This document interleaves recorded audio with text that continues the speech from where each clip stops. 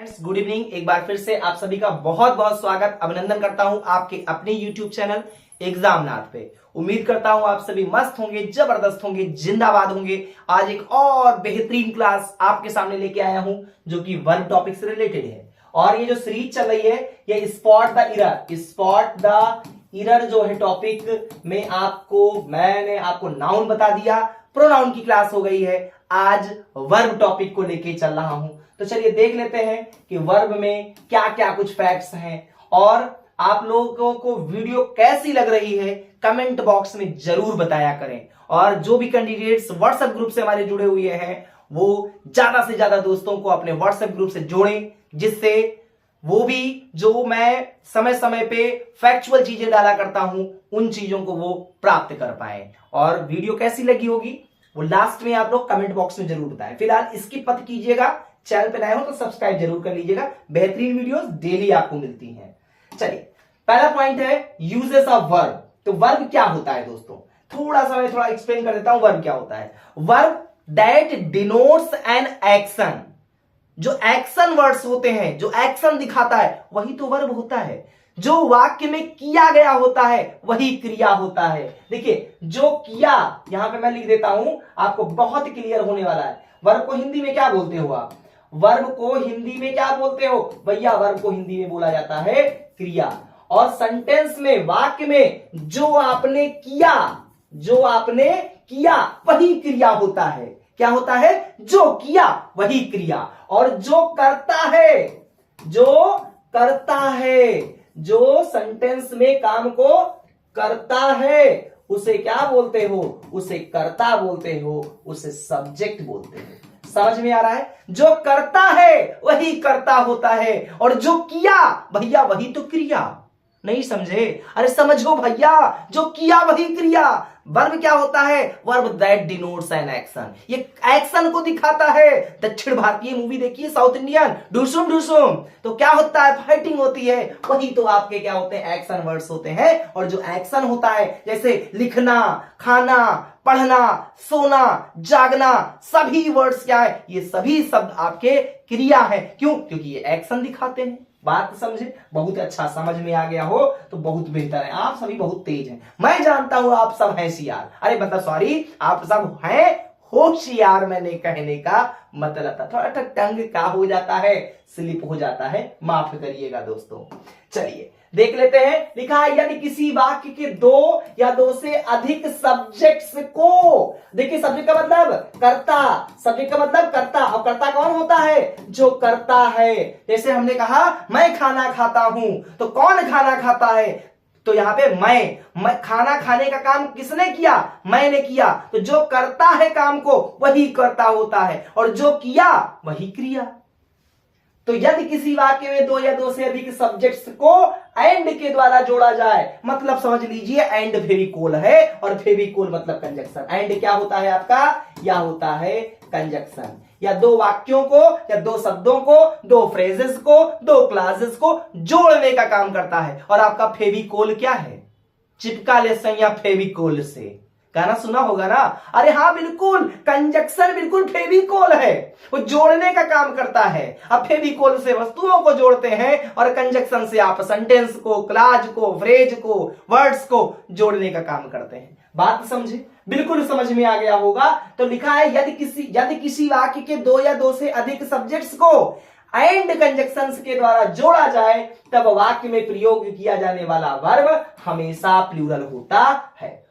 बात समझ में आया? देखिए ध्यान दीजिए, जब एक होगा तो भैया सिंगुलर होगा, एक से अधिक होगा तो प्लूरल होगा। जैसे ही मैंने कहा कि एक और एक दो शब्दों को एंड के माध्यम से जोड़ दिया गया तो भैया एक ये है, एक ये, इसका मतलब एक से अधिक हो गया। तो अब जो हेल्पिंग वर्ब लगेगी वो सिंगुलर लगेगी कि प्लूरल वाली लगेगी? प्लूरल लगेगी। तो यही लिए देख रहे होंगे आप, सोहन एक सब्जेक्ट हो गया, एक ये हो गया, रोहन एक हो गया, ये देखिए दूसरा हो गया। और इसको किसके माध्यम से जोड़ा गया? एंड के माध्यम से। कौन सा हेल्पिंग वर्ब? सिंगुलर कि प्लूरल? प्लूरल लगेगा, हैव लगेगा। अगर यहां हैज लिखा होता तो आपका यह गलत सेंटेंस होता। बात समझ में आया? जब भी कोई दो सब्जेक्ट्स को एंड कंजक्शन के द्वारा जोड़ा जाए तो प्रयुक्त होने वाला जो हेल्पिंग वर्ब होगा वह सदैव प्लूरल होगा। क्यों? क्योंकि दो सब्जेक्ट्स हैं और जब दो होगा तो सीधी बात है प्लूरल हेल्पिंग वर्ब ही यूज होने वाला है। आगे बढ़ता हूं, नेक्स्ट पॉइंट है यदि किसी वाक्य के दो सिंगुलर नाउन्स को, अब चाहे नाउन्स बोलिए चाहे सब्जेक्ट बोल लीजिए यहां पे, यदि दो सिंगुलर नाउन्स को एंड के द्वारा जोड़ा जाए और ऐसे एक सिंगुलर नाउन के पहले दी या ए या एन का प्रयोग किया जाए तब इससे एक ही व्यक्ति का बोध होता है और ऐसे वाक्यों में प्रयोग किया जाने वाला वर्ब हमेशा ही सिंगुलर होता है। अब देखिए यहां पे मैंने क्या बताया, देखिए अगर दो नाउन है, अगर दो नाउन दिए गए हैं और उसको एंड कंजक्शन के माध्यम से जोड़ा गया है और जो दोनों को जोड़ा गया है उसमें एक नाउन से पहले या तो दी आ जाए या तो ए आ जाए या तो एन आ जाए, ऐसे कंडीशन पे आप जो हेल्पिंग वर्ब प्रयोग करते हो उसमें क्या करते हो, सिंगुलर प्रयोग करते हो। जबकि देखा जाए तो दो हैं, देखो भैया एक ये है और एक ये है और एंड से जोड़ा गया तो होना तो चाहिए आर, लेकिन आर नहीं होगा। क्यों नहीं होगा? क्योंकि एक नाउन से पहले अगर दी या ए या एन का प्रयोग कर दिया गया है तो ध्यान रखिएगा जो हेल्पिंग वर्ब यूज होता है ऐसे कंडीशन पे सिंगुलर होगा। अगर यही चीज दी या ये सब ना होता, लिखा होता स्पीकर एंड लीडर, तो आपका ये आर सही होता। लेकिन द स्पीकर लिख दिया गया है या ए लिखा होता या एन लिखा होता तो आपका सिंगुलर हेल्पिंग वर्ब प्रयोग होता है।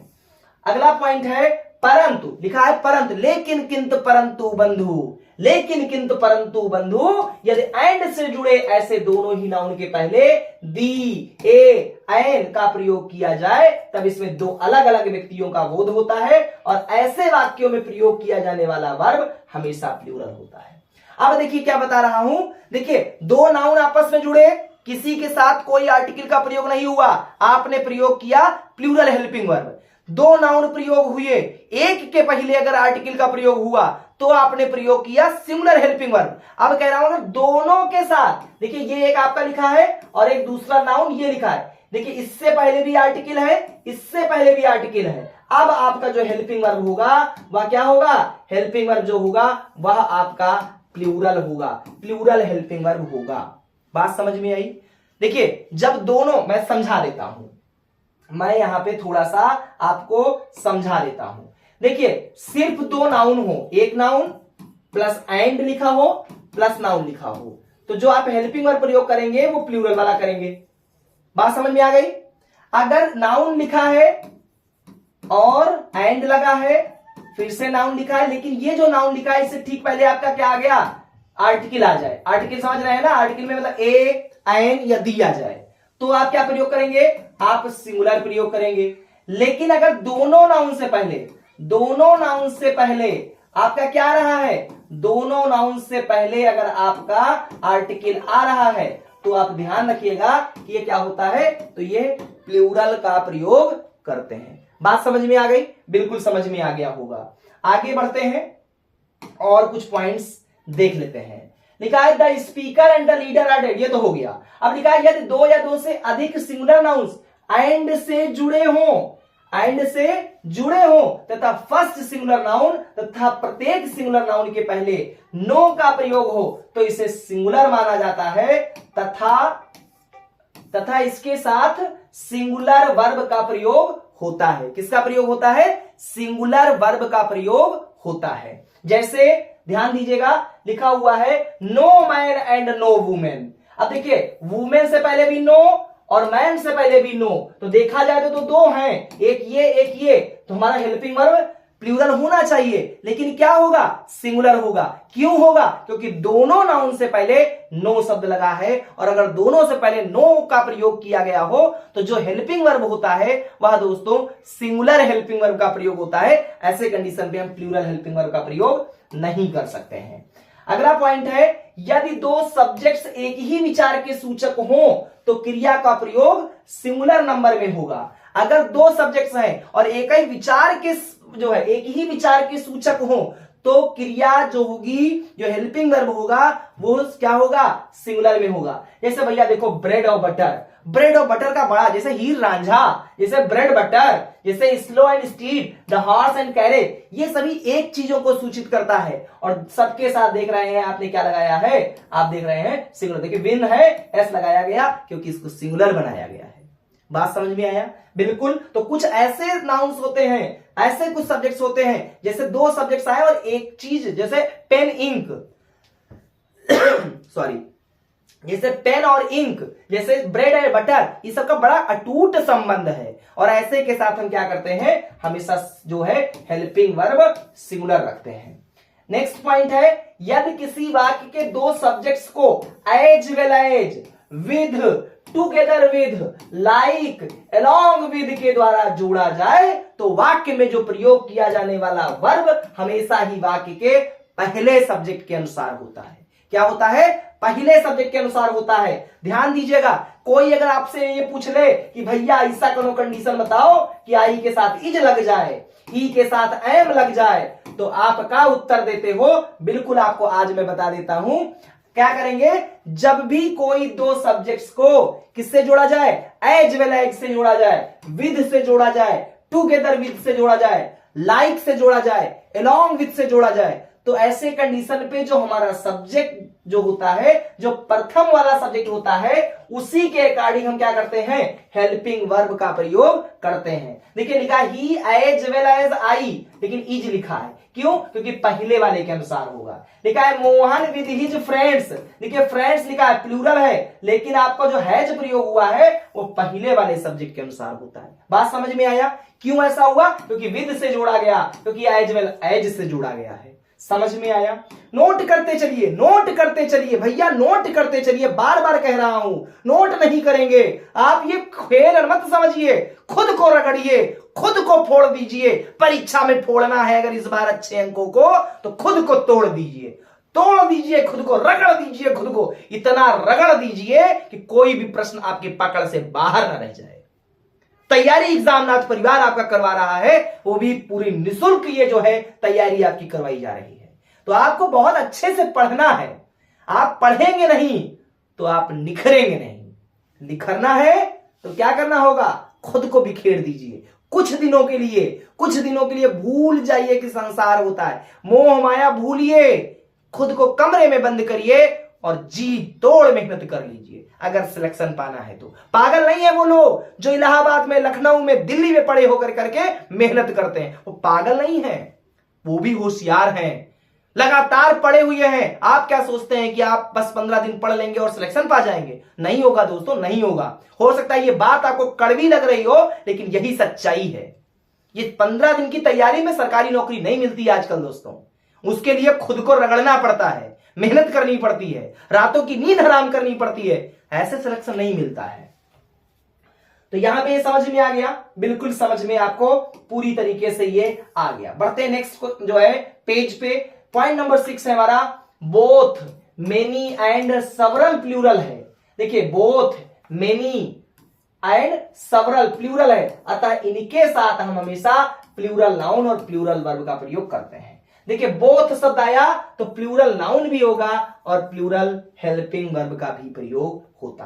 परंतु लिखा है लेकिन किंतु परंतु बंधु, लेकिन किंतु परंतु बंधु, यदि किसी वाक्य के प्रारंभ में मेनी या मेनी ए, पता नहीं ये देखिए कुछ टाइपिंग मिस्टेक है, मेनी ए या एन, यहां पे ये क्या होना चाहिए, मेनी ए, ये क्या लिखा हुआ है मैं इसको समझा देता हूं, उसको काट देता हूं। यहां पे क्या होना चाहिए, लिखा है परंतु यदि किसी वाक्य के प्रारंभ में मेनी ए या मेनी एन लिखा हो, मेनी एन का प्रयोग किया गया हो, तो वाक्य में प्रयोग किया जाने वाला जो नाउन होता है और वर्ब जो होता है वह दोनों सिंगुलर होता है। जैसे मेनी ए, देखिए यही बताया था, मेनी ए के आगे गण लिखा है, तो भैया मेनी ए हो या मेनी एन हो, दोनों कंडीशन पे जो नाउन होगा वह भी सिंगुलर होगा और जो वर्ब होगा वह भी सिंगुलर होगा। समझ में आया?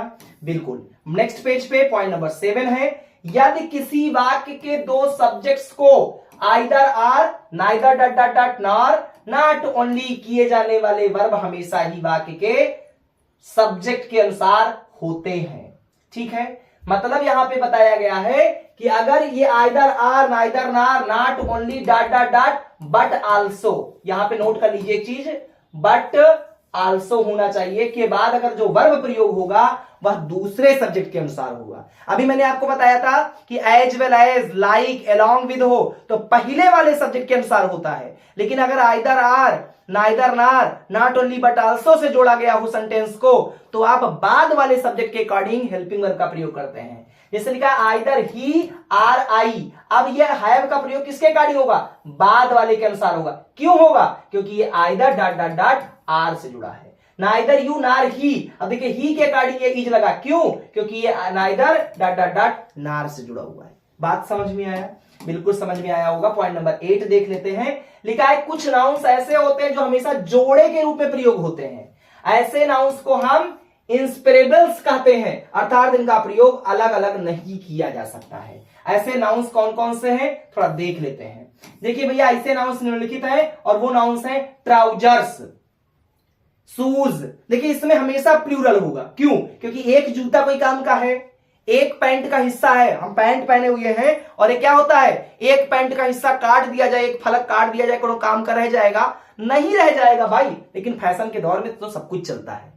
अरे एक पैंट फट जाती है ना, तो आजकल मैंने देखा, बड़ा मुझे तो बहुत भद्दा लगता है कि अगर थोड़ा सा पैंट फट गया दूसरे जगह भी फाड़ लो, फैशन बन गया।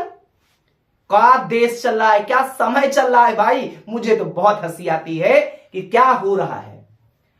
कितना यूरोपियन चीजों को अपने अंदर अडॉप्ट कर लोगे।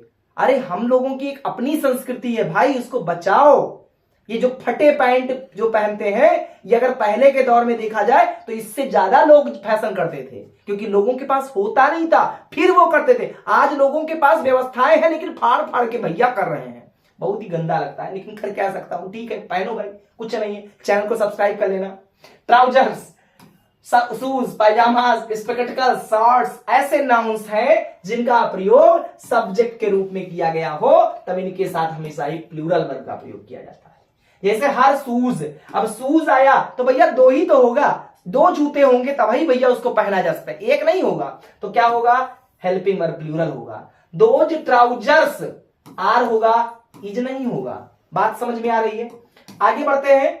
लिखा है परंतु यदि ऐसे नाउन्स के पहले ए पेयर ऑफ का प्रयोग किया जाए तो वाक्य में जो प्रयोग किया जाने वाला वर्ब होता है वह सिंगुलर हो जाता है। हाँ, ए पेयर ऑफ का अगर प्रयोग कर रहे हैं, ए पेयर ऑफ का, ऐसे कंडीशन पे आप सिंगुलर हेल्पिंग वर्ब का प्रयोग कर सकते हैं। जैसे लिखा है ए पेयर ऑफ सीजर्स, अब देखिए आपने सिंगुलर हेल्पिंग वर्ब का प्रयोग कर दिया है, इज हो गया है।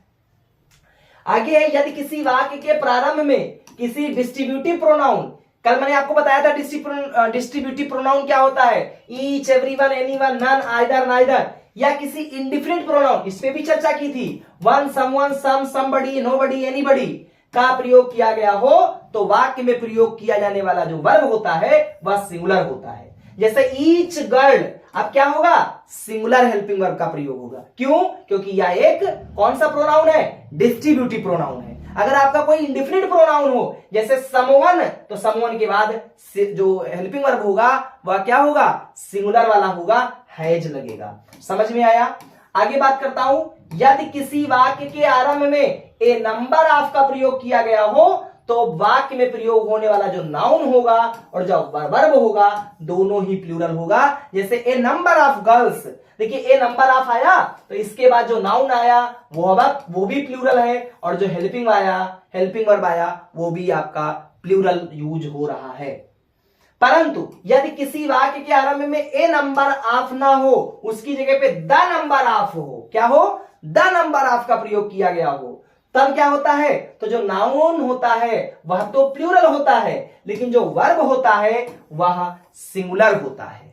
याद करने की जरूरत है। देखिए ए नंबर ऑफ होगा, दोनों प्लूरल हो जाएगा, लेकिन अगर द नंबर ऑफ होगा तो नाउन तो प्लूरल होगा लेकिन वर्ब सिंगुलर होगा। जैसे द नंबर ऑफ, तो देखिए बॉयज तो हुआ लेकिन जो हेल्पिंग वर्ब है वह सिंगुलर हुआ। समझ में आया? बिल्कुल समझ में आया होगा। बढ़ते हैं आगे नेक्स्ट पॉइंट पे।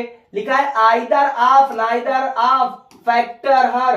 ठीक है, ध्यान रखे आइदर, ये देखिए कुछ गलत लिखा हुआ है, ये लाइन गलत लिखा हुआ है।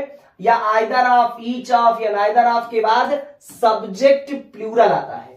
देखिए आइदर ऑफ के बाद, नाइदर ऑफ के बाद, ईच ऑफ के बाद क्या होता है, आप जो प्रयोग करते हो हेल्पिंग वर्ब वो क्या करते हो, वो तो सिंगुलर रखते हो, लेकिन जो आपका नाउन होता है वह प्लूरल होता है। जैसे लिखा है ईच ऑफ द स्टूडेंट्स, देखिए इसको हमने क्या ऐसे रखा, प्लूरल में रखा, लेकिन जो आपका हेल्पिंग वर्ब है वह क्या होगा, वह सिंगुलर होता है।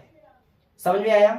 फिर आगे है ईच एवं एवरी के साथ जुड़े हुए सिंगुलर नाउन, ईच, एक मिनट, ईच एवं एवरी के साथ जुड़े हुए सिंगुलर नाउन, ईच और एवरी, EACH होना चाहिए। ईच एवं एवरी के साथ हमेशा सिंगुलर नाउन ही आता है, के साथ वर्ब सिंगुलर लगता है। देखिए ईच के बाद अगर क्या आया, ईच एवं एवरी के साथ जुड़े हुए सिंगुलर नाउन है, तो देखिए ये सिंगुलर है ना, तो क्या होगा, तो जो वर्ब होगा वह भी आपका सिंगुलर होगा। जैसे ईच मिनट, तो ईच मिनट के बाद क्या आया आपका, ईच मिनट आया, सिंगुलर आया, तो जब सिंगुलर आएगा तो आप क्या करेंगे, जो हमारा हेल्पिंग वर्ब होगा वह सिंगुलर होगा। ठीक है, नेक्स्ट पॉइंट है यदि एक प्लूरल नाउन एक निश्चित क्वांटिटी या अमाउंट को एक यूनिट की तरह व्यक्त किया जाए या व्यक्त करता हो तो वर्ब सिंगुलर लगता है।